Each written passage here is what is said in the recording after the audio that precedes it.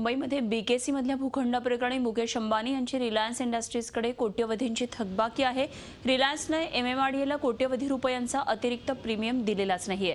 एमएमआरडीएला रिलायन्सकडून भूखंडाच्या अतिरिक्त प्रीमियम पोटी तब्बल 1577 कोटी रुपये येणं बाकी आहे।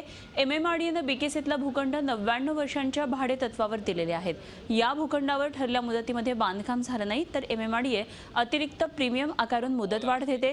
अशा भूखंडधारकांची माहिती आरटीआय कार्यकर्ते अनिल गलगल यांनी मागवली होती आणि त्यामध्ये ही धक्कादायक माहिती समोर आली आहे। या संदर्भात रिलायन्सने खुलासा केलाय। काय खुलासा केलाय पाहूया। रिलायन्सने स्पष्टीकरण दिले। प्लॉट नंबर C/64 वर बांधकामाला कोर्टाची स्थगिती होती। या संदर्भात एमएमआरडीए एक समिती नेमणार होतं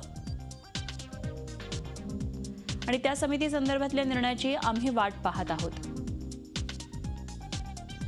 तर प्लॉट नंबर C/66 संदर्भात एमएमआरडीए बरोबर एक बैठक झाली होती। त्या बैठकीत 6 वर्षांची मुदतवाढ देण्यात आली होती। या प्लॉटच्या आखणीचे आणि रस्ता रुंदीकरणाचे काही मुद्दे होते।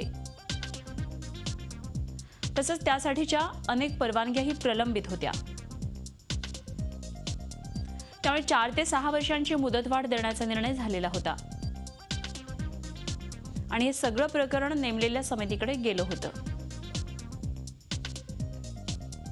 त्या समितीच्या उत्तराची आम्ही वाट पाहत आहोत असं रिलायन्सने स्पष्टीकरण दिलंय। झी 24 तास रहा एक पाऊल पुढे।